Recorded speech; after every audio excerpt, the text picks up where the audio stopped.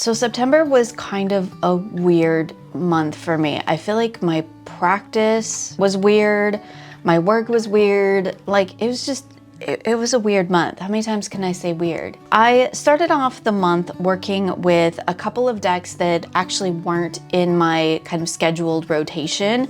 And that was because I started on a little adventure with the Bird by Bird book. Now I made a whole video about this, so I won't go into too much detail about it here, but basically I am doing a slow annotated read of this book. So I've just been using these to explore a little bit deeper the messages in the text of the book, as well as what I get through my readings and my work with the cards. So I'll just touch on the Peculiar Pathways Tarot fairly quickly, because I'm pretty sure I've talked about this deck before. I think I've done videos on it. It is a beautiful indie deck. It's a collage deck, and I really enjoy working with it. I think that the collage work is absolutely phenomenal.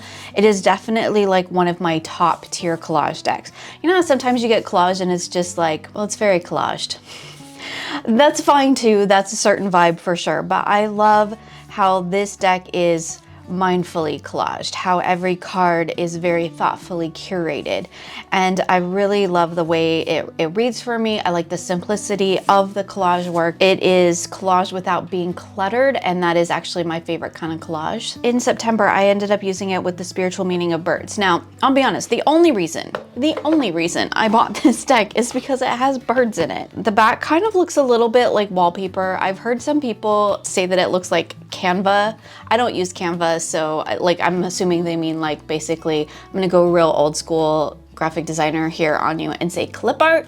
Absolutely, 100%. But also it kind of looks like old wallpaper. Like, of all the things that I worry about with a deck, the back is like the least. It is the bottom of the list. Bowed cardstock, bad cardstock, too hard to shuffle, too big, all of those things, absolutely.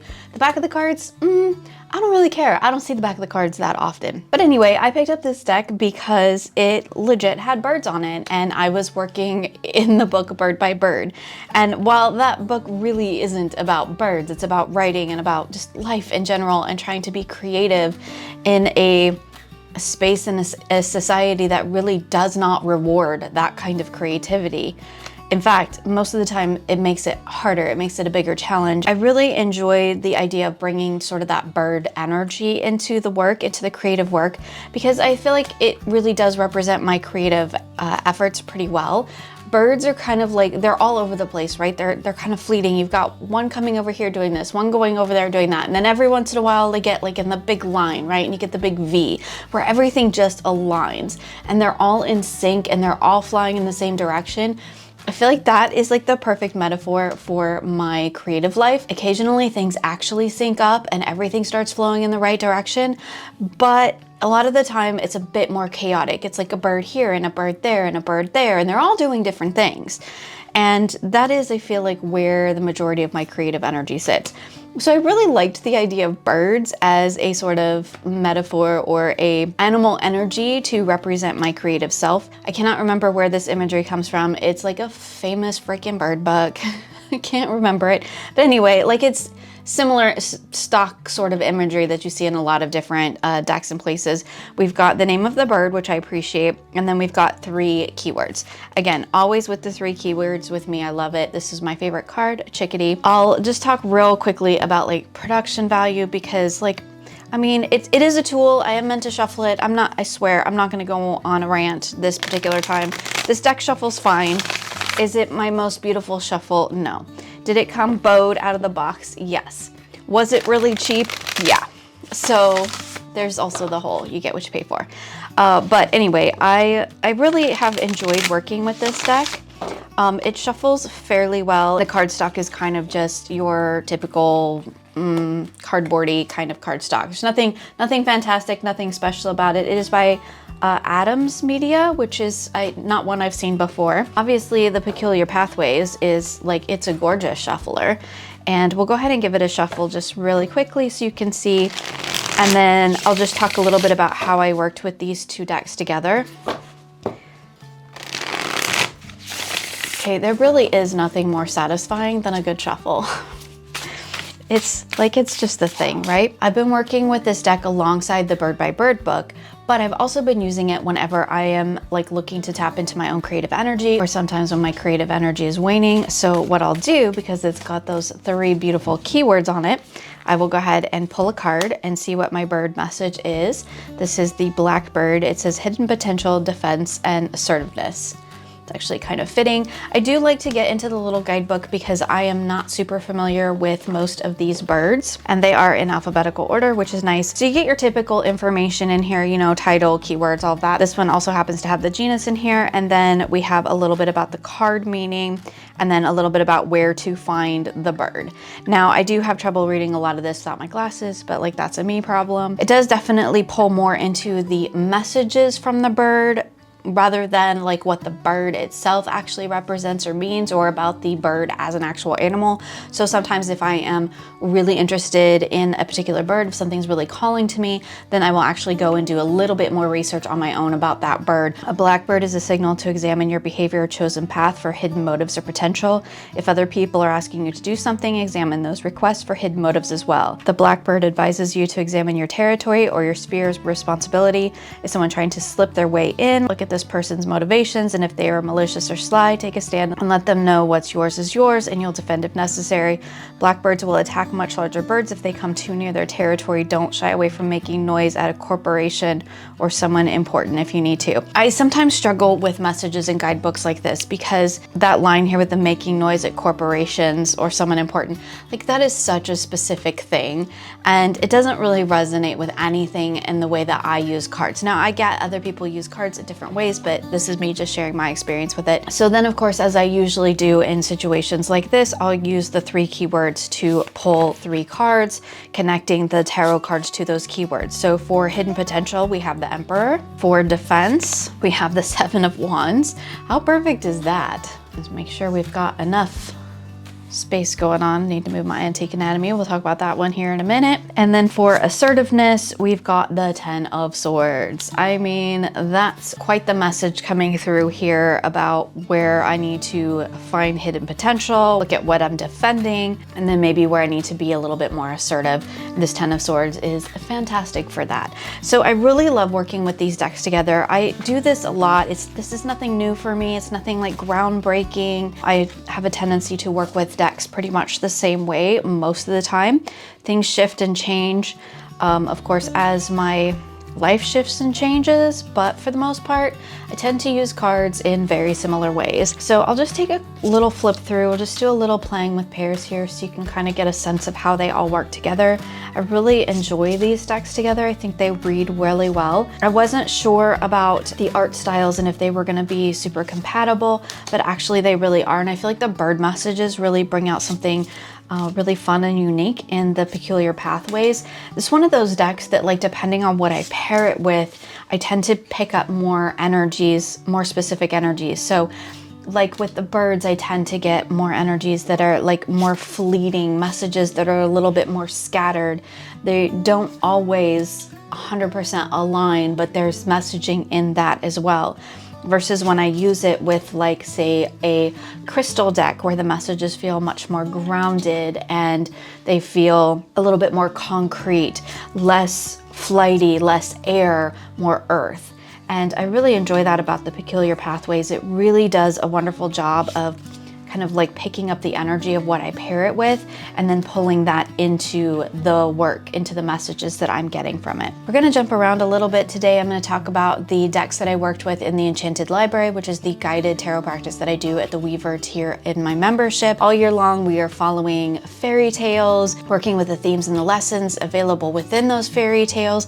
And for September, it was Beauty and the Beast. Now, Beauty and the Beast is one of my favorite fairy tales, so I was really excited about this one. I had just gotten this deck in the Forest of Enchantment Oracle right about the time that we started the September practice. Here's the backs of it. And I just decided that even though this doesn't necessarily say Beauty and the Beast to me, It was one that I really wanted to work with for the month, and I felt like the energy, that kind of fairy tale energy, came through well enough. And that's the thing with sort of the guided practices, is while there is a theme, you definitely don't have to stick to it. There are other decks in my collection that I feel like hit more in the quote-unquote Beauty and the Beast energy, but I really love this sort of diving into the darker fairy tale aspect that I got with the Forest of Enchantment. Now in this particular deck, we're looking more at archetypes, and so we have sort of the title on the card of what archetype we're looking at. However, part of the magic of this deck is actually in the guidebook. So here we have kind of like the story about the card or what we're seeing. This particular one happens to be about ravens. This particular one happens to be, I keep turning to bird ones. That's a wren. Okay, so mushroom picnic. So this one has like a story. Sometimes you're getting more of these larger archetypal energies through like a raven or a wren, or sometimes you're getting it through the story itself, like we have here with mushroom picnic. So you get a little bit about the story, and then what's really cool is you get this oracle's advice, and then you get lore keeper's notes. And it's a really interesting way to engage with the cards and the messages and the meanings within them. So I would pull this as a overarching energy, or the archetype guiding the message. So this time we have a dragon's nest. So I would get in the guidebook and look at that. Now, of course, doing this alongside a guided practice means that I did actually have spread positions that I was working with. And so for those, I used a combination of the Forest of Enchantment Tarot, which is of course by the same deck creators as the Oracle, and they do go absolutely beautifully together. So I would pull these cards from the Forest of Enchantment for my guided positions. So say I had 2, 3, 4, however many. Sometimes I would also pull in an additional oracle for those. And for that, I use the Celtic Spirit Oracle. Occasionally, I would have an oracle in place of a tarot in a card position. And I just like that mix of having the tarot associations and then some more open-ended messages for those very specific prompts within the guided practice. And these worked really, really beautifully together. Now, of course, because I had these out for my guided practice, I would occasionally play with them, just having them out, pulling an archetypal energy from the oracle, and then looking to the tarot to flesh out that message. It's a really great one to use when I don't really know exactly what I need to know. I just know that something's feeling a little bit off. And so using a deck like this kind of gives me some body to connect with. So I connect with this dreamer here on the card, and then look at the other additional tarot cards around it to see what the message is for me in that moment. So like here we have the Hag with the 6 of Challenges and the 10 of Spells. The funny thing is when I first got this deck, in full disclosure, Llewellyn did send me this deck to check out and to share with you all. And I really wasn't going to get it, just because I was like, I don't need it, right? I have other decks like the Celtic Spirit Oracle here, which is still one I highly recommend. I really enjoy that one. And I was like, I don't need it for the Forest of Enchantment, because like I have that one, and I generally don't really favor using decks and oracles by the same creator together. Sometimes it gets to be like just a bit too much of same energy on my table. But I did find with this, once I had it, and when you really get into the guidebook and you're looking at those stories and you're looking at the lore and the messages that are coming through, I really did enjoy working with it. And I don't want to say pleasantly surprised, because that makes it sound like, you know, I had doubts about this deck. I absolutely did not. I knew it was going to be a gorgeous deck and beautifully written, because I really enjoy this deck creator team together. But I was like, I don't need it, because it will have similar energy to the tarot deck.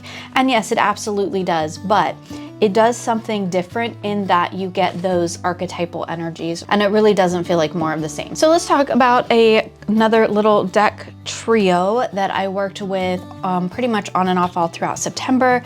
And this is the Alice in Wonderland Oracle. This is my very beloved Steampunk Tarot, and the Fated A Pocket Love Oracle. So I'm pretty sure I've talked about probably all of these decks at one point or another. This Steampunk Alice in Wonderland Oracle, like this is now my absolute favorite Alice in Wonderland Oracle deck. I'm pretty sure at this point I have rehomed all the others, because this is the only one I need. It's got the energy just locked in for me, and I absolutely love everything about it. I love all the cards, I love the art, I love the whimsy of it. I love that it's got a little bit of a dark nature underneath that, and it's perfect. I hope that there will be a tarot at some point. The steampunk tarot, I could do the same thing because I've had this deck for several decades now. It was one of my first, not the first, but one of my first tarot decks, and definitely the first tarot deck that I ever really bonded with or created any sort of a connection to. I really love this whole steampunk world. It's definitely a vibe that I get along with, and these together were just phenomenal. These two together are just absolute steampunk brilliance. If you like steampunk, this is the combo to get. I love that we are also bringing in sort of that Alice energy into the work with this. What I used this combo for, along with the Pocket Oracle, was specifically for a book that I'm currently writing, a fiction book, which has a steampunk beat to it for sure.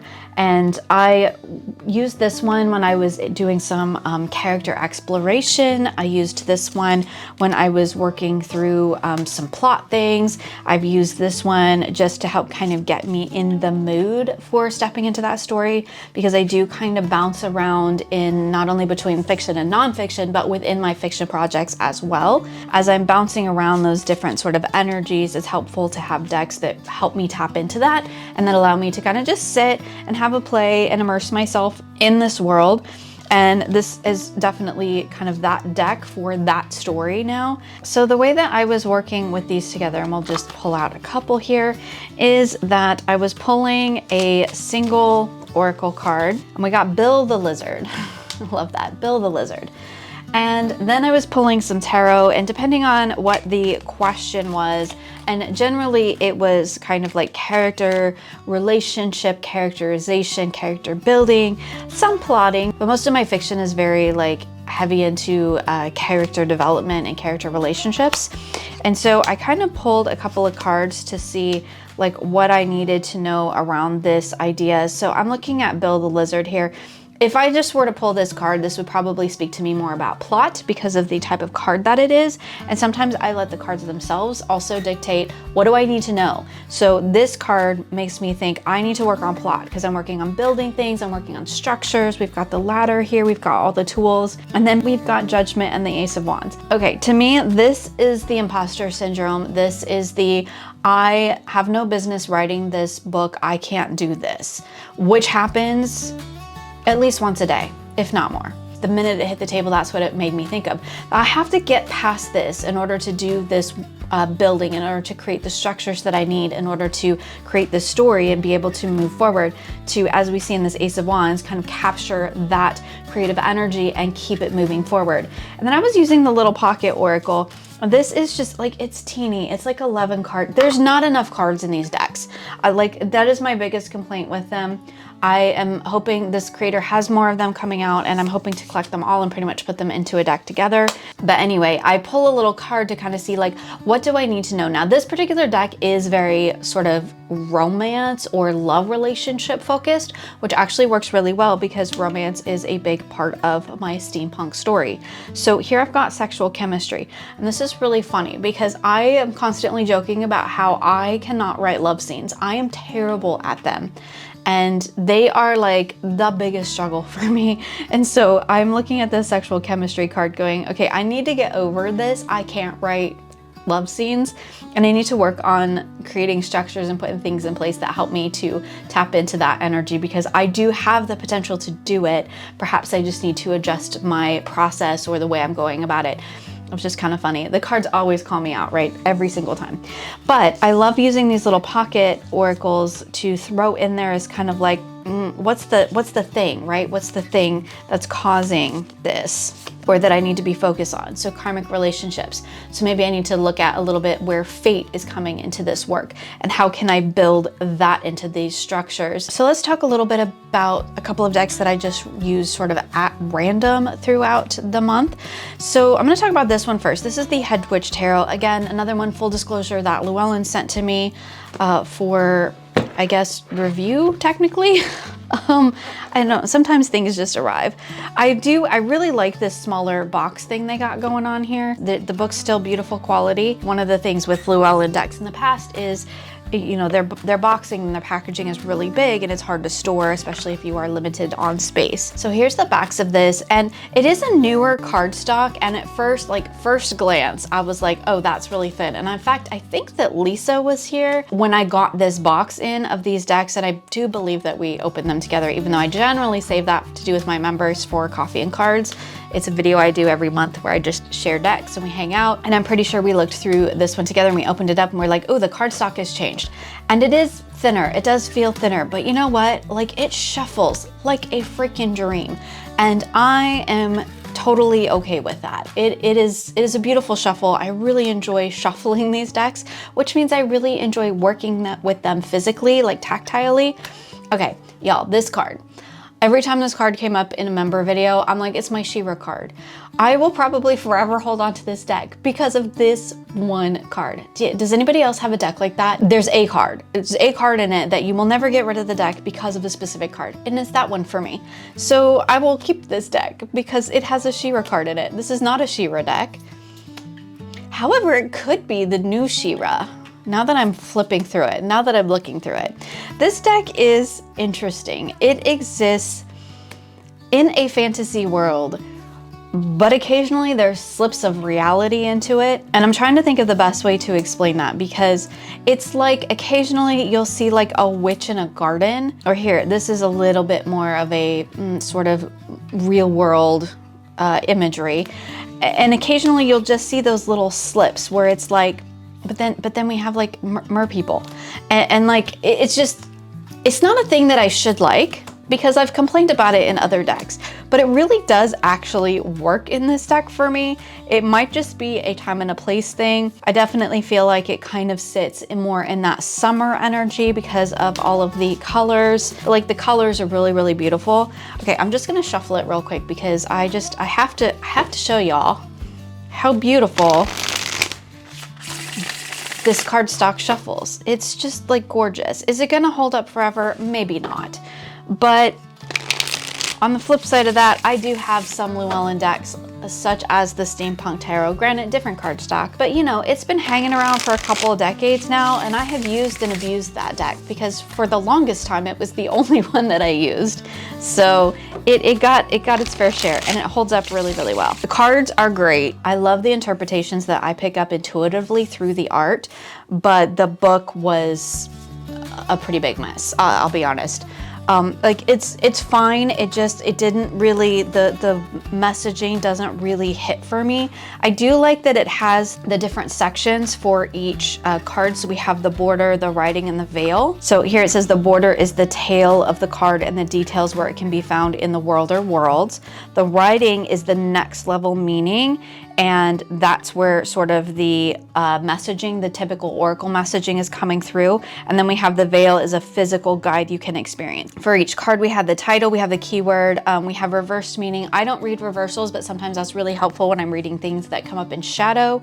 Then we have a 1-card answer. Again, not something I personally do with tarot, but it's interesting. And I like that that structure is included for the majors as well as the minors. We get the beautiful full color imagery here, which is really nice. Again, it was really just the messaging that didn't quite hit for me. And I just used kind of my own interpretations on what these cards meant to me and how I took them in the moment. And the deck that I ended up pairing it with, and I kind of struggled with this one, it's pretty funny. In my member video, I was trying to figure out like what decks. I paired a couple. We did a little bit of a playing with pairs as I was trying to figure it out. And I ended up landing on this Soulflower Oracle deck. Now this is the indie version. This deck is available mass market now, and I might at some point pick that one up just because the indie version is a little bit big and a little bit stiff and hard for me to shuffle. But these actually worked really well together. It is a lot of color on the table. And for me, that's not always a good thing. Sometimes I find that to be a little bit overwhelming, a little bit distracting. So I did keep my readings pretty much just to 3 cards. This was just, I need a message for the moment, and I would like to dip into this fantasy world to get that message. So here we have bleeding heart with independence between the Emperor and the King of Wands. I mean, that's a pretty good, that's a pretty good message to tap into. I really enjoyed working with these together. Again, just really going into what do I need to know right this 5 minutes. There's my Shira card. Love it, love it. Forever, forever keep this card. But then here you see like just a woman, you know, working in her garden. And so these, like, just two very different things. This is where I say that I feel like this deck like sits in the magical world mostly, but then occasionally we get like bleed throughs of reality. And the thing that I really like about that and why that works for me is because I feel like that kind of is my real life. I spend a lot of time writing, I spend a lot of time creating, gaming, things like that. So I spend a lot of time in make-believe worlds. And occasionally, you know, real life does bleed into that. And I like when those two things kind of overlap. I've done a lot of work over the last year of trying to bring those things together to kind of bridge the gap between what is play and what is work, because I really like having those things kind of coexist within my life. So another deck that I worked with, again, just periodically throughout the month, and I found like I've got coffee in it, so it's really hard. If you saw my Instagram post, I found the most perfect coffee mug to go with my Antique Anatomy. This is my mass market version, which literally is living in a hair tie because it just like, it's still living with me. It's still just hanging out with me here and there. I know I've talked about this deck like a million times over the last few months. Danny and I did a whole thing where we lived with a deck for a month. It was really fun. Apparently I haven't quite let that go because this deck still, sometimes it's on my shelf, but a lot of times it ends up back on my table because it's just kind of like my go-to for like just about anything. And I've been using it a lot with just some dice casting. I've got my, I call them my bone dice, but they're not bone, right? They just kind of look like it. I'm pretty sure these ones are, like I got them from an indie creator and I haven't been able to find them again, but I love working with them with the Antique Anatomy. Just something about that energy just seems to really align. And I've been using this as more of just like, I am feeling really lost right now and I don't like entirely know what my direction is or where I'm supposed to be going. And I've been using the combo of dice casting with the Antique Anatomy to just kind of help me settle in, find some direction, figure out where it is I need to be going and what I need to be doing. And it's just been a really wonderful little combo. It's also like, it's kind of also like my comfort deck in a way. I just sometimes shuffle it a lot. It hangs out with me. It goes places with me. And it's just one of those that I guess have just kind of developed a bond to. I even found a matching coffee cup, which was amazing. Let's just pull a card and see what we get. The Three of Blades. Of course we did, because this deck has a really great sense of humor as well. This is definitely how I've been feeling lately. So like, I love when it calls me out, but yeah, it's a great one. Like this just is how it lives. And I throw it around, I chuck it in my bag. It comes and goes. And it's just been hanging out with me still. And I am really enjoying it. So to wrap things up, I thought we would talk real quickly about planning and books, just for the heck of it. I'm just still using my weeks and I am just keeping a list of the things that I've got going on. So you can see here that like I didn't do anything on this page. Sometimes I do more than others. I've been playing with some different sort of kind of combining old layouts with new layouts, just trying to figure out, I guess, what I need to do and where I need to be with my planning again, and just trying to find my way back into some sort of semblance of organizing. So I've been just kind of staying with my weeks. And then in my Techo, I started this in August as a daily task list, but what this has actually turned into, and I'm gonna try to like, okay, maybe I can show this one, but what this has basically turned into is me tracking absolutely everything that I eat and do in a day and how I feel at the end of the day, because I've been having a lot of anxiety issues at night and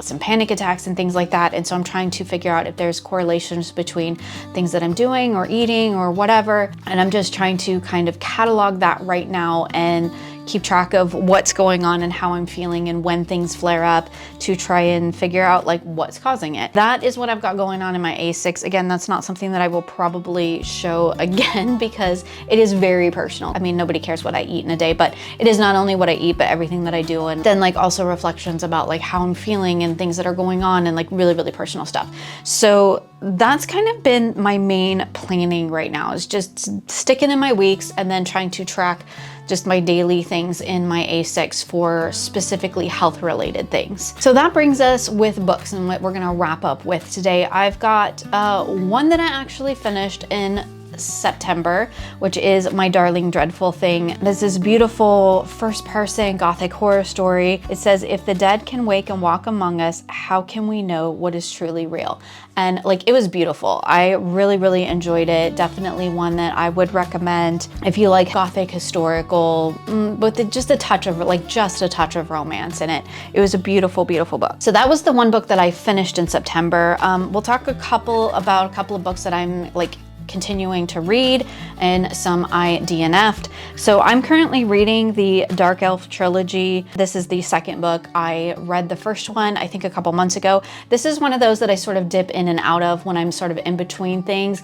Not because it's not excellent, it absolutely is, particularly if you like, you know, Dungeons and Dragons. It's kind of like one of those classic fantasy tales, and of course, beautifully written. Again, I haven't finished it. It's one I dip in and out of, but I'm still working on it. Probably through the end of the year.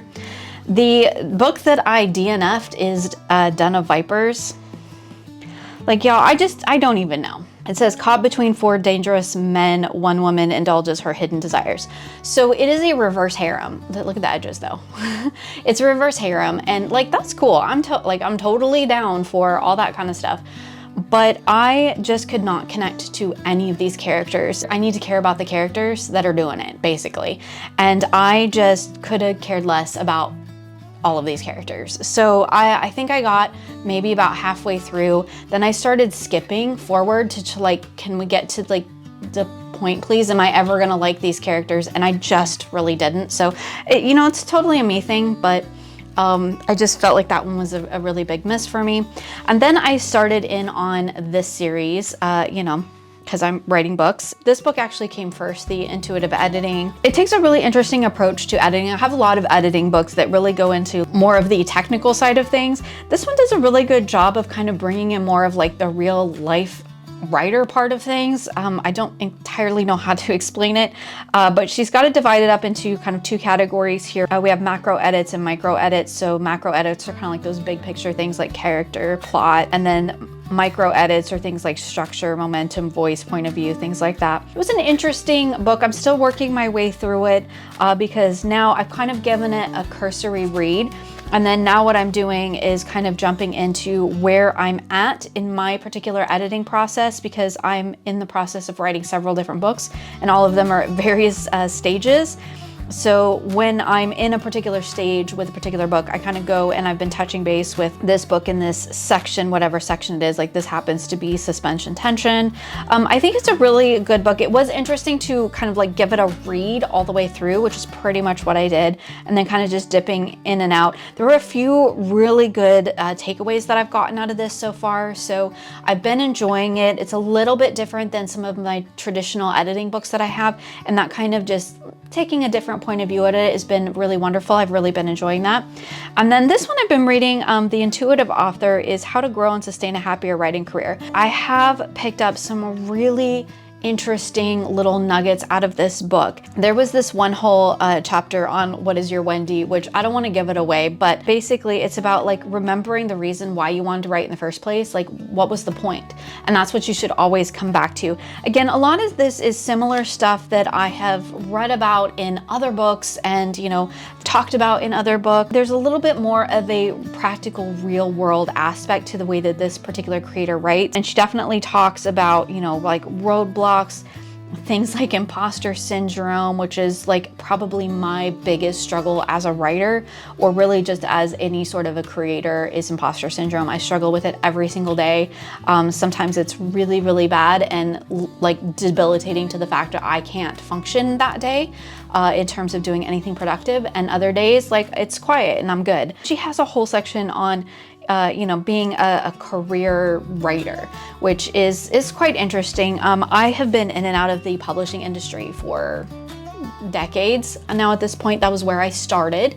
And so I have a pretty good understanding about the realities of being a writer and trying to make a career out of that. But I think she definitely has some valuable information in here. And there was a couple of tidbits in here that were really unique and interesting that I hadn't seen anywhere else. And so for that, like, I highly recommend it to anybody who is interested in writing, thinking about writing, wanting to have a career as a writer. A lot of this stuff though, actually, and I think I talked about this in the Bird by Bird video too, this, even though it is talking about writing, a lot of this applies to any sort of creative work. My work was weird, my personal life was weird, just everything was weird. It was weird. It was a weird month. But like, y'all, I'm kind of like, I'm edging towards burnout.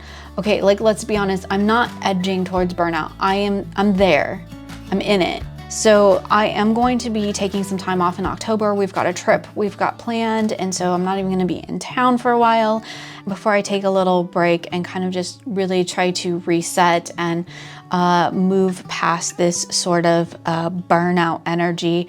I say burnout, but you know, the really interesting thing is I had a conversation with a friend about how in this day and age in our society, we talk about burnout and we talk about like pausing and taking a break and all of that, but we never actually deal with the thing that created the burnout in the first place. We kind of just like shove it to the background, and then we like, sure, we take a break, but then we fill that space with other things. And that is 100% what I have been doing this whole year. Like, let's be honest, this whole year. And so like, it's starting to catch up with me, and I need to kind of figure out and reprioritize some of the things that I have going on in my life, and try to actually not just shove down the burnout and fill it with other things, but actually try to work through and process where that burnout is coming from. So that's all I've got for you today. A little bit of living in the archive here. As always, you'll find links for everything I can link to in the description box below. Thanks so much for hanging out with me today. I hope you had a beautiful September, and I wish you many blessings moving into October.